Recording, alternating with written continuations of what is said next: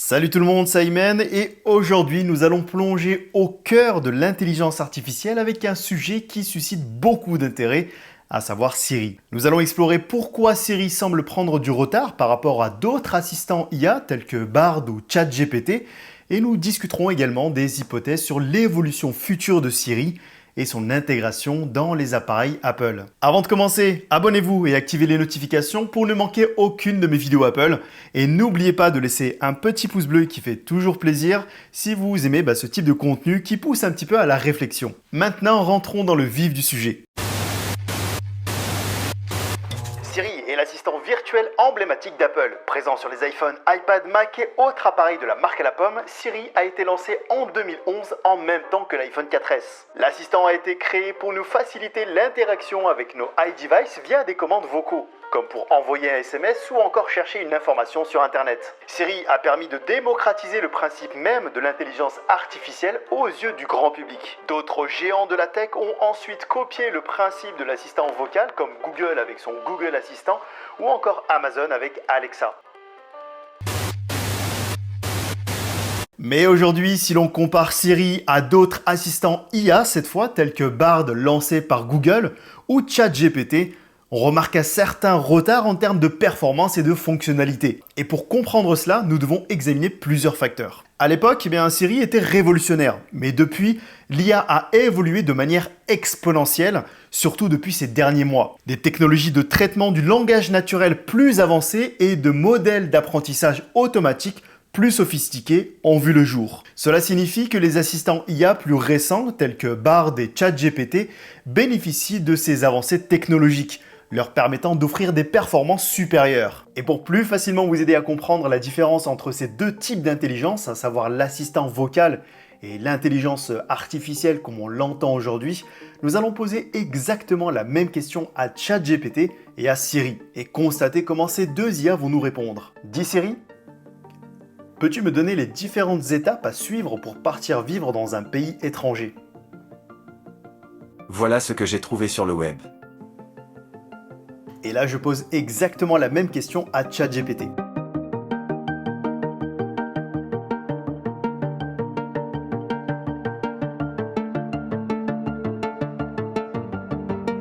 Vous constaterez que Siri s'est contenté de me répondre en me donnant un lien internet pour m'informer sur mon questionnement, alors que ChatGPT m'a fourni une réponse bien plus complète de lui-même.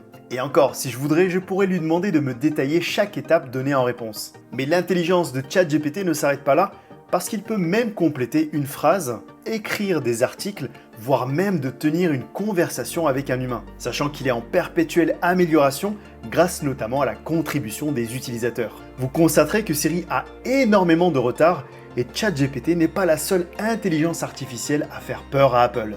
Prenons l'exemple de Google qui a récemment organisé une conférence autour de leurs nouveautés technologiques. Et autre que leurs nouveaux smartphones, comme le Pixel Fold ou le Pixel 7a, ce qui a marqué cette conférence est l'intelligence artificielle. Et Google a beaucoup insisté là-dessus. Bientôt, l'IA Bard sera absolument partout dans l'écosystème Google, sur tous leurs services. On pourra par exemple générer une réponse automatique personnalisée pour chaque mail reçu via Gmail, déplacer un objet sur une photo et générer une partie manquante, ou même créer un fond d'écran simplement en énonçant ce que l'on souhaite y voir dessus. Un peu à la manière de Midjourney. Et Apple dans tout ça? Bof! On a Siri, c'est pas mal déjà.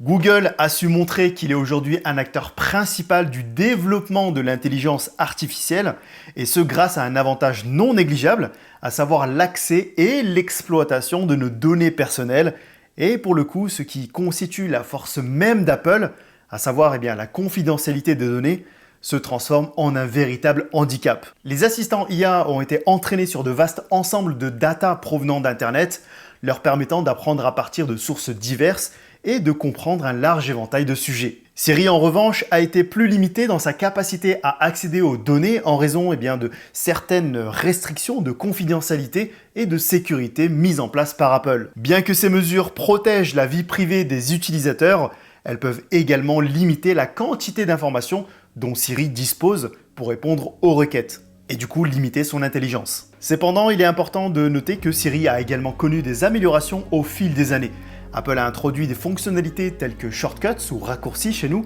qui permettent aux utilisateurs de créer des commandes personnalisées et des intégrations plus étroites avec les applications tierces. Siri s'est également étendu à d'autres appareils Apple tels que l'Apple Watch et les haut-parleurs HomePod. Ces développements montrent que Siri évolue et cherche à offrir une expérience plus complète à ses utilisateurs. Alors maintenant, comment Apple pourrait améliorer Siri pour au moins rattraper son retard? Pour y répondre, j'ai plusieurs hypothèses. La première, soit en ouvrant l'accès à Siri à d'autres IA tiers comme ChatGPT, tout en limitant leur accès aux données utilisateurs pour rester conformes avec leur politique de confidentialité.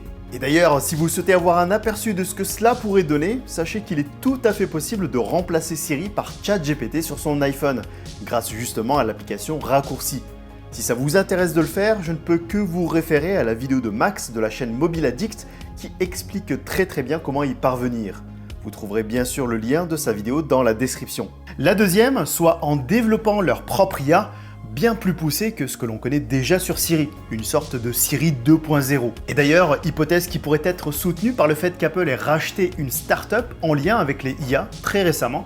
Donc c'est la preuve qu'Apple est en train justement de travailler dessus. Quoi qu'il en soit, à l'heure où l'intelligence artificielle explose et continue d'évoluer, et très vite d'ailleurs, Apple se doit aujourd'hui d'avancer et de prendre le train pour ne pas se laisser dépasser par les IA émergentes. Et bien que Siri puisse sembler en retard par rapport à Bard ou ChatGPT, il est quand même important de considérer son parcours depuis son lancement en 2011. Siri a apporté des fonctionnalités révolutionnaires à l'époque, et bien qu'il ait été dépassé en termes de performance et de fonctionnalité, il n'y a aucun doute qu'Apple travaille activement pour améliorer l'assistant. Les futurs développements pourraient inclure des avancées majeures, et quoi de mieux peut-être qu'une WWDC pour nous démontrer tout ça. Alors juste une petite parenthèse au cas où si vous ne savez pas ce qu'est une WWDC, une WWDC, c'est la conférence qu'Apple dédie aux développeurs en fait, et c'est l'occasion pour eux de nous démontrer ce que vaudront ce qu'incluront comme nouveauté les futures mises à jour de leurs produits. En tout cas, moi je serais curieux de savoir un petit peu ce que vous pensez de Siri et des intelligences artificielles en général. Donc si au cas où vous souhaitez partager votre réflexion sur le sujet, n'hésitez pas à commenter la vidéo et moi je me ferai un plaisir de vous lire. En tout cas, n'hésitez surtout pas à vous abonner à la chaîne si ce n'est pas déjà fait, bien sûr, si ce type de vidéo, réflexion vous plaît. En tout cas, moi je vous dis à très bientôt. Et puis d'ici là, prenez tout soin de vous et que la paix soit avec vous. C'est Ayman. Peace.